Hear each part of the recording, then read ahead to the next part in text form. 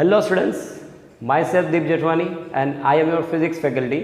Students, हमने last video lecture के अंदर बात कर रखी है हमारी कुछ सप्लीमेंट्री क्वांटिटीज़ के बारे में, ठीक है स्टूडेंट्स। और उसके पहले हमने लेक्चर 1 सेकंड चैप्टर के लेक्चर 1 के अंदर हमने बात की हुई है कुछ फंडामेंटल क्वांटिटीज़ के बारे में, उसके साथ साथ हमने डिराइव्ड क्वांटिटीज़ के बारे में भी डिस्कशन किया था। And then second video lecture के अंदर हमने बात की थी सप्लीमेंट्री क्वांटिटीज़ के बारे में। स्टूडेंट्स, आज हम बात करने वाले हैं, मेज़रमेंट करना है लेकिन मेज़रमेंट ऑफ लेंथ का मेज़रमेंट करना है। तो लेंथ के मेज़रमेंट करने के लिए आज हम बात करने वाले हैं कौन कौन से कुछ इंस्ट्रूमेंट्स हैं उनको भी आपको जानना है, ठीक है, ताकि तुम लोग जब प्रैक्टिकल में जब हम फिजिकली मिले तब हम उन इंस्ट्रूमेंट्स का यूज़ करके कोई भी ऑब्जेक्ट है उसका हम लेंथ नाप सकते हैं, लेंथ को मेज़र कर सकते हैं स्टूडेंट्स, ठीक है। तो सबसे पहले हम जाते हैं हमारा फर्स्ट टॉपिक आज का हमारा, that is measurement of length. Students, length का मेज़रमेंट जो है वो बहुत ही अलग अलग तरीके से हम कर सकते हैं। स्टूडेंट्स, यहाँ पे मैंने एक लेंथ इस तरीके से लिखी हुई है कि जैसे बहुत छोटे से छोटी लेंथ से मैंने स्टार्ट किया हुआ है यहाँ पे, ठीक है स्टूडेंट्स, छोटे से छोटी लेंथ से स्टार्ट किया हुआ है और बड़ी से बड़ी लेंथ तक मैंने यहाँ पे इस टॉपिक को कवर किया है students. Okay, so first of all पहला मैंने डायमेंशन क्या लिया हुआ है, दैट इज़ 10⁻⁻10 मीटर्स से लेकर के तो 10⁻⁸ मीटर्स तक।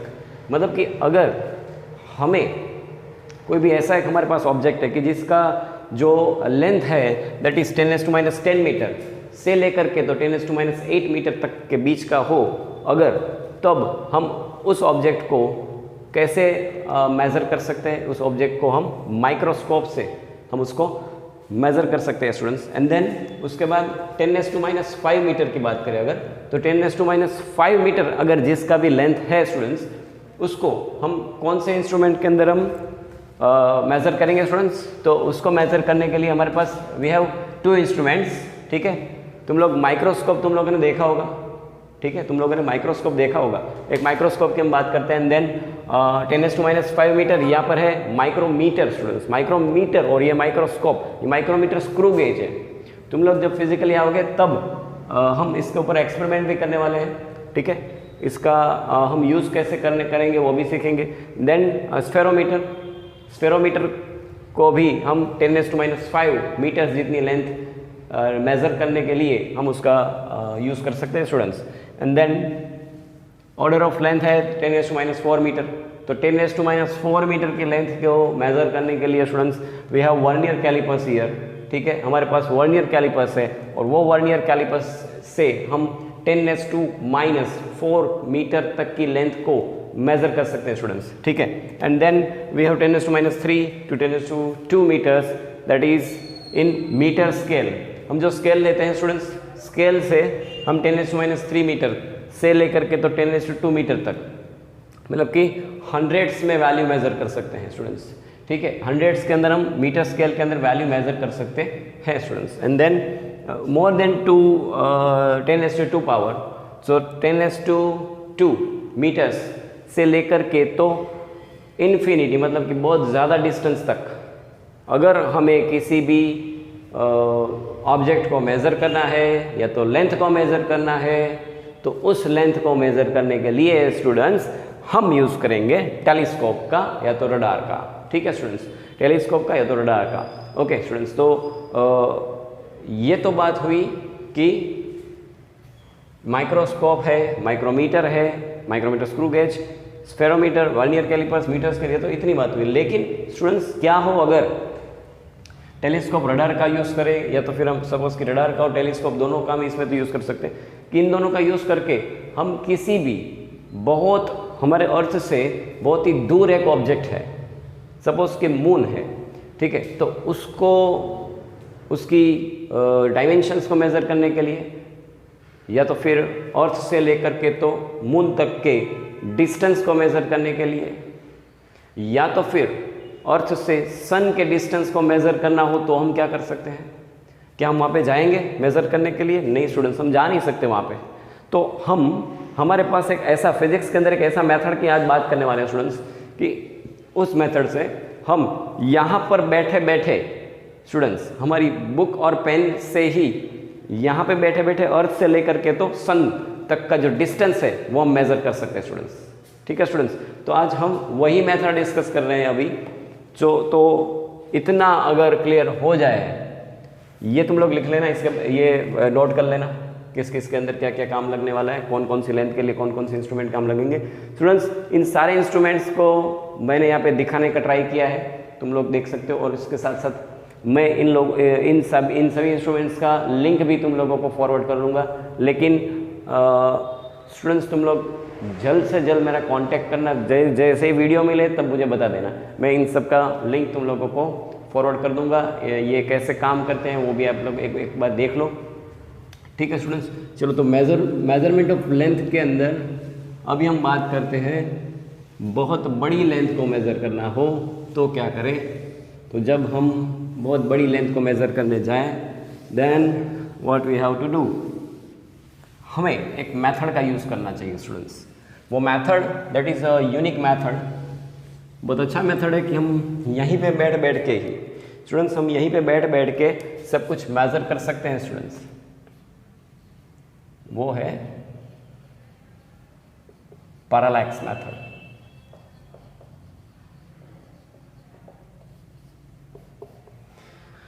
So that is a parallax method. तो स्टूडेंट्स पैरालैक्स मेथड के अंदर हम पहले तो पैरालैक्स मतलब क्या है उसको समझ लेते हैं हम। ठीक है, तो what is the meaning of parallax, what is the meaning of parallax. सबसे पहले स्टूडेंट्स देखो, एक प्रैक्टिकल एग्जांपल देता हूँ तुम लोगों को अभी मैं। देखो कि तुम लोग अपनी पेन को दोनों आंखों के बीच में, पेन का जो पॉइंटेड पार्ट है, ठीक है, उसको दोनों आंखों के बीच में ऐसे लेके आइए स्टूडेंट्स। ठीक है, थोड़ा नज़दीक रखना, ओके। और पीछे कोई वॉल है, कोई यहाँ पे दीवार होगी पीछे, आपके पीछे, ठीक है। अभी आपको क्या करना है स्लाइटली स्टूडेंट्स, तुम लोगों को इस पेन को दोनों आंखों के बीच में यहाँ पे रखना है, नज़दीक रखना थोड़ा सा। और अभी तुम लोगों को करना है, एक बार लेफ्ट आई को क्लोज करना है, दूसरी बार राइट को क्लोज करना है। ठीक है, जब लेफ्ट बंद होगी आंख तो राइट को ओपन करो, और राइट बंद होगी आंख तो लेफ्ट को ओपन रखो, तब तुम लोग देखोगे। देखना अभी ये एक्सपेरिमेंट करिए स्टूडेंट्स। जैसे मैं इसको बंद करता हूँ और जैसे मैं इसको बंद करता हूँ, इसको बंद करता हूँ तो ये ऑब्जेक्ट है थोड़ा इस तरफ मुझे फिसलता हुआ दिखता है, और जैसे मैं इसको बंद करता हूँ तो ये ऑब्जेक्ट थोड़ा इस तरह मुझे फिसलता हुआ दिख रहा है। स्टूडेंट्स तुम लोग भी इस चीज़ को देख पा रहे होंगे अभी, तुम लोग भी इसका प्रैक्टिकल कर पा रहे होंगे अभी, यस और नो।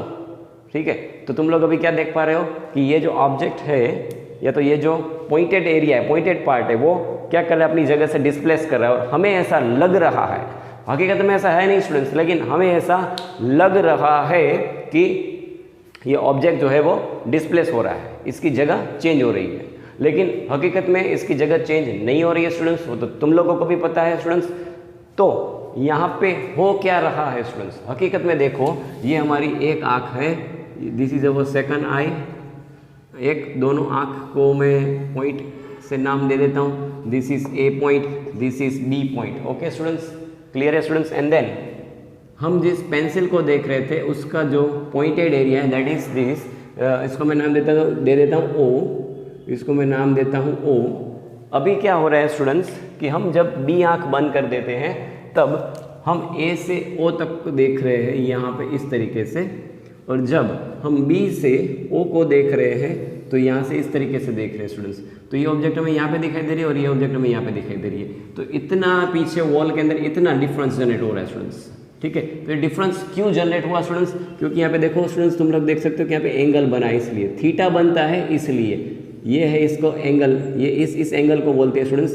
अच्छा, इस मैथड को बोलते हैं पैरालैक्स, इसको क्या बोलते हैं, पैरालैक्स हो गया। But this method is known as parallax method, and the angle which is formed between these two, OA and OB, that is theta, and it is known as angle of parallax, angle of parallax। ठीक है, चलो clear है। इस angle को क्या बोलेंगे, parallax angle, या तो फिर एंगल ऑफ पैरालैक्स। चलो क्लियर, डन। और इसको क्या बोलेंगे students, this is a base, okay, ये क्या हो गया स्टूडेंट्स, ये हमारे पास आ गया है हमारा बेस। Clear students? चलो, और ओ से लेकर के तो ए तक क्या था, हमारी आंख से लेकर के तो उस पेंसिल तक का डिस्टेंस था कि नहीं था स्टूडेंट्स? आया ना?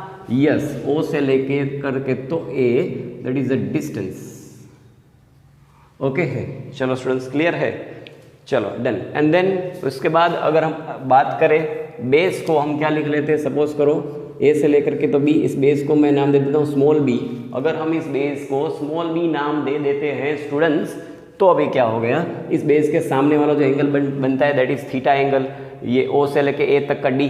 अभी मेरी बात सुनना है स्टूडेंट्स, क्या हो अगर कि देखो ओ से लेकर के ए का डिस्टेंस है कैपिटल डी। अभी थोड़ा सा ज़्यादा दिमाग चलाइएगा, थोड़ा सा ज़्यादा सोचिएगा स्टूडेंट्स। ये भी एक आँख है, ये दूसरी आँख है, दोनों आँख एक ही जगह के ऊपर है, ठीक है?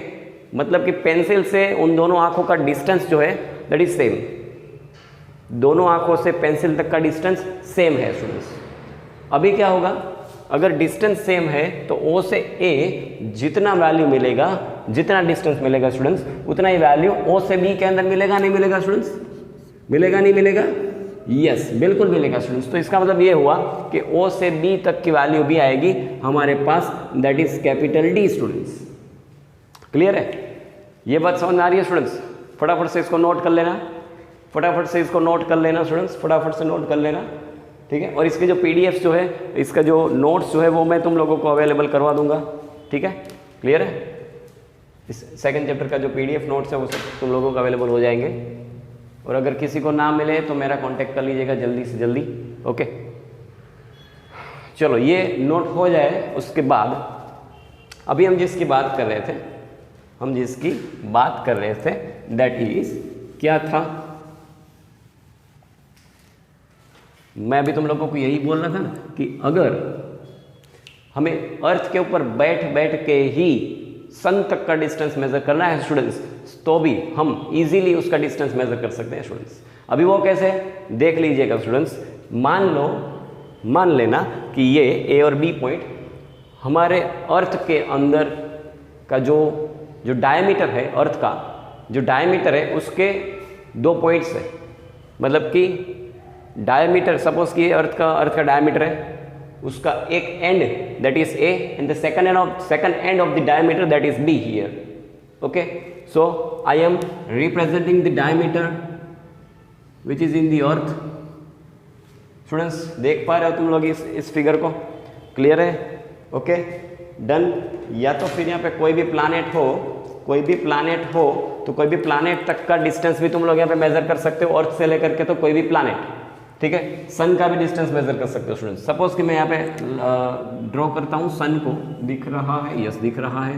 ओके चलो ठीक है, ये क्या बना दिया, चलो अभी यहाँ पे सन मैंने छोटा बनाया, तो कुछ लोग बोलेंगे सर सन छोटा था, छोटा कहाँ, सन तो बड़ा है। लेकिन भाई मैं जो है वो अर्थ के नज़दीक जाके देख रहा हूँ, हम अर्थ के नज़दीक है और सन को देख रहे हैं, इसलिए मैंने सन को छोटा ड्रॉ किया हुआ है, ठीक है?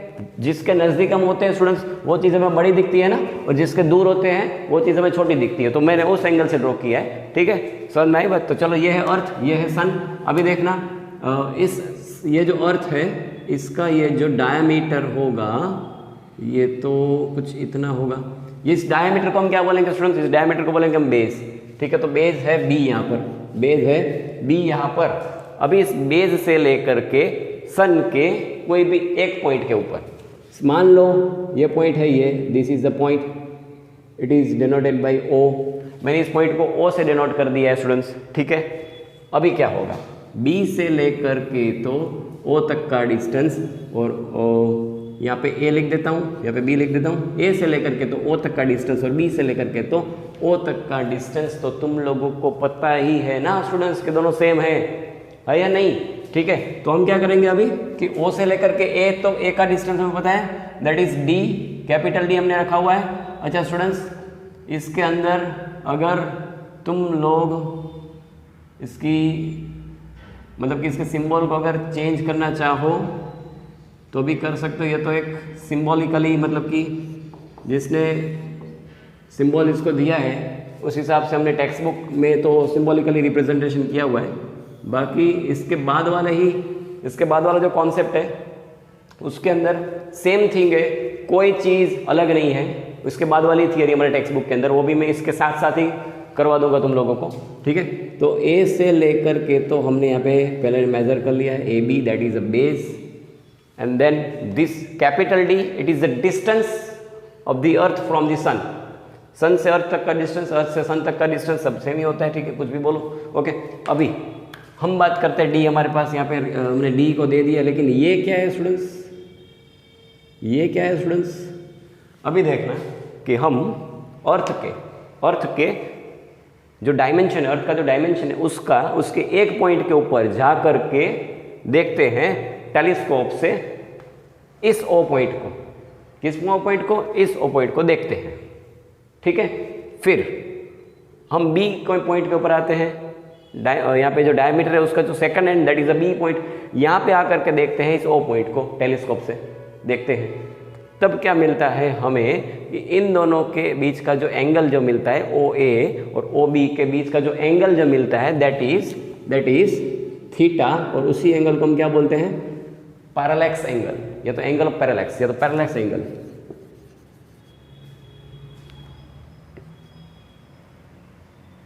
पैरेलैक्स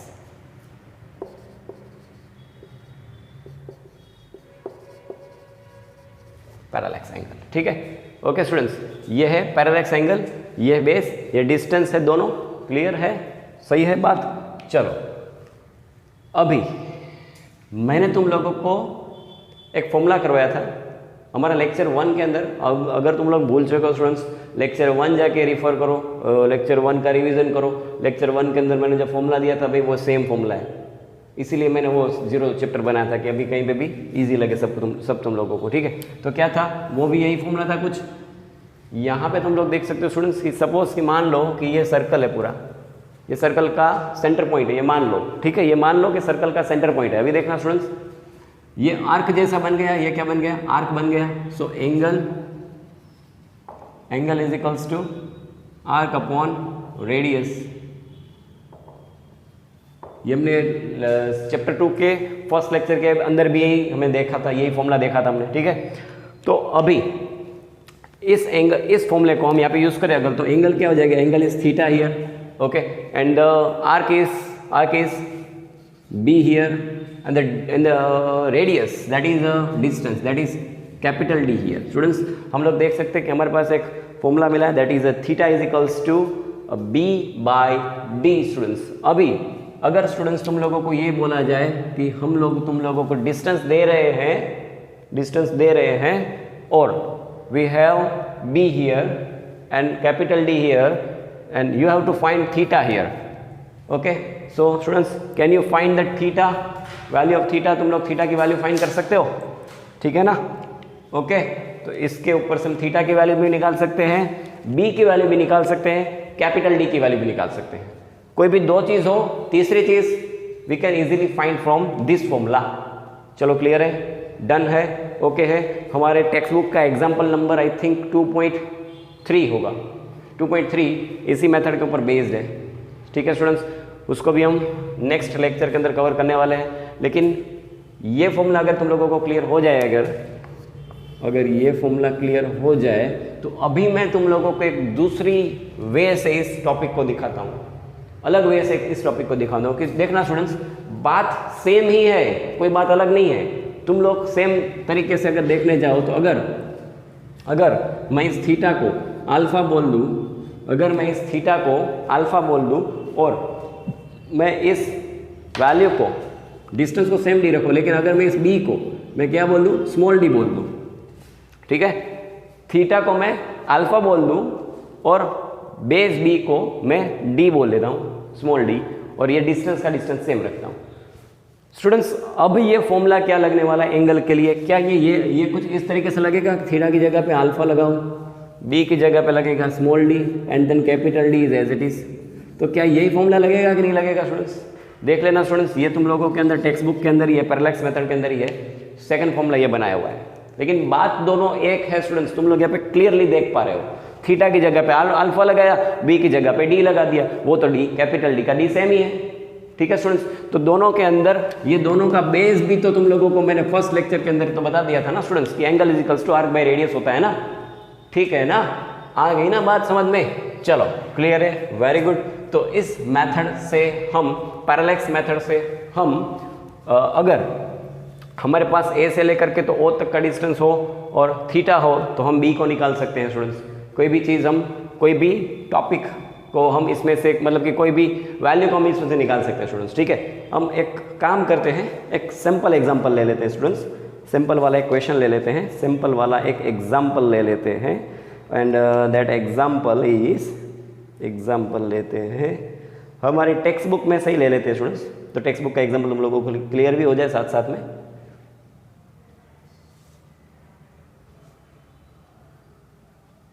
ओके, टेक्स्ट बुक का हमारे पास एक एग्जांपल आ गया है। Okay, so the example is the moon is observed from two diametrically opposite points A and B on earth. मतलब कि ऐसा बोला हुआ है कि the moon is observed from two diametrically opposite points. Moon को ऑब्जर्व किया जाता है ए और बी पॉइंट से। ठीक है, ऑन दी अर्थ, ये अर्थ है, ये ए पॉइंट है, ये बी पॉइंट है, और इसी को मैं मान लेता हूँ स्टूडेंट्स, इसी को मैं मान लेता हूँ अगर मून मान लेता हूँ, मून मान लेता हूँ स्टूडेंट्स, तो क्या हो जाएगा? अगर मैं इसी को मून मान लेता हूँ, द एंगल थीटा, यहाँ पे जो एंगल है that is theta year, suspended at the moon by the two directions of observations, that is theta यहाँ पे कितना दिया हुआ है स्टूडेंट्स? थीटा यहाँ पे दिया हुआ है 1 डिग्री 54 मिनट्स स्टूडेंट्स। ये हमारे पास ये थीटा एंगल मिल गया। अच्छा, ये थीटा एंगल क्या है स्टूडेंट्स? बताओ जरा पैरेलैक्स एंगल है या नहीं है ना? चलो ठीक है, वेरी गुड। एंड देन उसके बाद हम क्या करने वाले हैं? उसके बाद हम लोगों ने क्या बोला हुआ उनको कि given the diameter of the earth to be about 1.276 into 10⁷ metres. Earth का डायमीटर दे दिया, मतलब कि अर्थ के लिए बेस दे दिया है, that is 1.276 into what into 10⁷ metres. चलो तो मैं लिख लेता हूँ यहाँ पे स्टूडेंट्स 10⁷ मीटर्स। ये हमारी वैल्यू आ गई ना स्टूडेंट्स? हाँ या ना? चलो ठीक है students, now compute the distance of the moon from the earth. अभी हमें क्या निकालना है? अर्थ से लेकर के तो मून तक का डिस्टेंस निकालने का बोल रहे हैं, मतलब कि ये डिफाइन करने का बोल रहे हैं स्टूडेंट्स। तो क्या तुम लोगों के पास फॉर्मूला नहीं है स्टूडेंट्स? बताओ जरा। चलो मैं इसको इरेज कर देता हूँ, सड़क से जल्दी से इसको इरेज कर लेता हूँ। ठीक है, उसके बाद इसमें हम लिख लेंगे, इसके अंदर हम सम कर लेंगे हम। ठीक है स्टूडेंट्स, ओके है ना? ओके चलो ठीक है। तो सबसे पहले हमारे पास फिगर कंप्लीट है यहाँ पे, theta is equals to B upon D. तो हम डायरेक्ट लगाते हैं formula, that is theta is equals to B by D. और हमें यहाँ पे से निकालना क्या है? हमें यहाँ से डिस्टेंस डी चाहिए। तो हमें क्या करना पड़ेगा? हमें इस डी को सब्जेक्ट बनाना पड़ेगा, that is B by theta students. यहाँ पे बी कितना है? मैं बी यहाँ पे नीचे लिख रहा हूँ स्टूडेंट्स, 1.276 इंटू 10⁷ मीटर्स अपॉन में थीटा कितना दिया हुआ है? That is 1 degree and 54 minutes. Students अभी मैं आपको एक बात बता देता हूँ कि तुम लोगों को मैंने बोला हुआ था, हमने इसके पहले वाला जो टॉपिक किया था उस टॉपिक के अंदर भी मैंने तुम लोगों को बोला हुआ था कि कभी भी तुम लोगों को पैरेलैक्स एंगल के अंदर या तो फिर कभी भी तुम लोगों को ये वाला जब फॉर्मूला यूज़ करते हैं, एंगल वाला फॉर्मूला जब हम यूज़ करते हैं, तब स्टूडेंट्स जब ये डिस्टेंस यहाँ पे जो एंगल मेजर करने वाला जो सम आता है, एट दैट टाइम तुम लोगों को इस एंगल को हमेशा के लिए रेडियन में रखना है स्टूडेंट्स।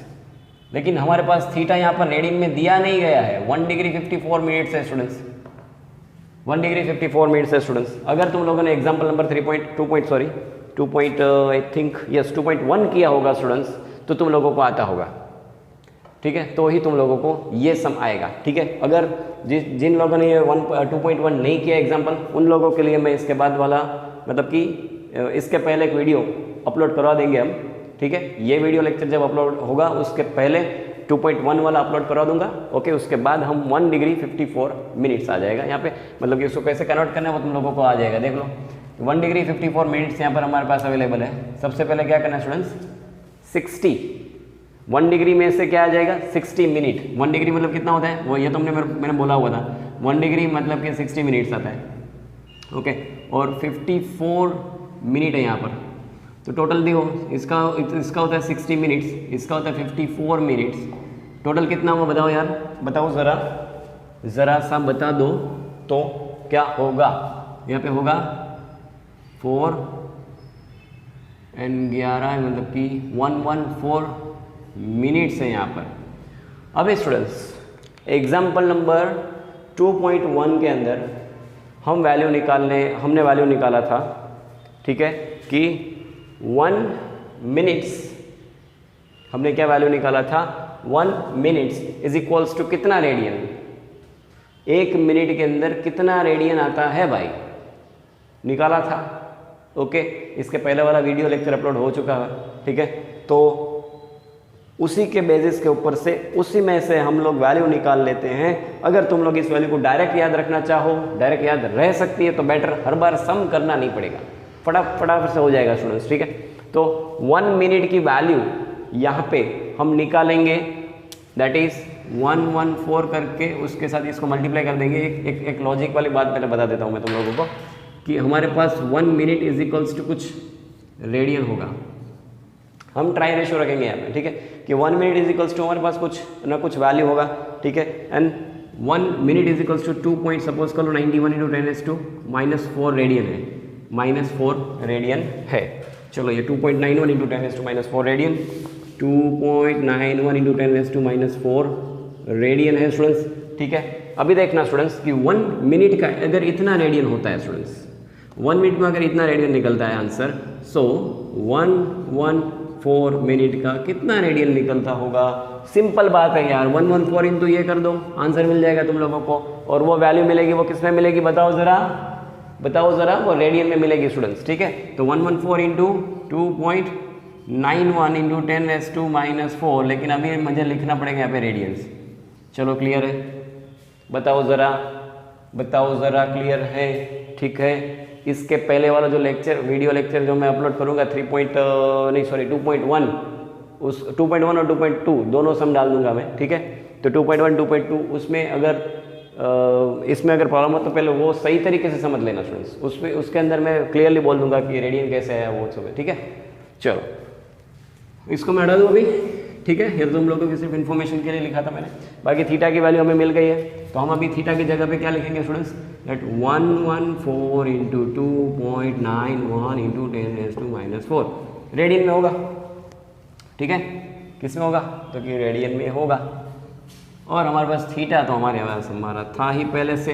अभी स्टूडेंट्स तुम लोग अपना कैल्सी निकाल दो ज़रा, कैल्सी निकाल दो ज़रा, लिया अभी है कि नहीं लिया है, जल्दी ले लेना भाई, ना लिया हो तो कैल्सी की प्रैक्टिस करनी पड़ेगी तुम लोगों को।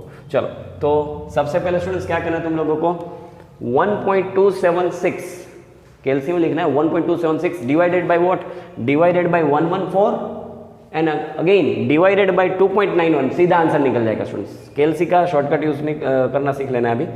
1.276 डिवाइड बाय क्या करो, 114 करो, और डिवाइड बाय करो 2.91 and that is your answer is 0.00384, ऐसा कुछ आएगा, 0.00384 क्या आएगा 6, कुछ भी हो। चलो आगे हम नहीं बढ़ रहे हैं। अभी देखो यहाँ पे पावर में क्या है 10⁻⁻4, देखो पावर का बाद में करना है, पहले जो नंबर है उसका डिवाइडेशन कर लिया, 10⁻⁻4 ऊपर आएगा क्या हो जाएगा, सीधी सी बात है 10⁻+4 हो जाएगा ना यार। चलो यहाँ पे हो जाएगा 10⁻+4, तो 10⁻7 है इंटू 10⁻, ऊपर आ जाएगा तो 4 आ जाएगा स्टूडेंट्स, ठीक है।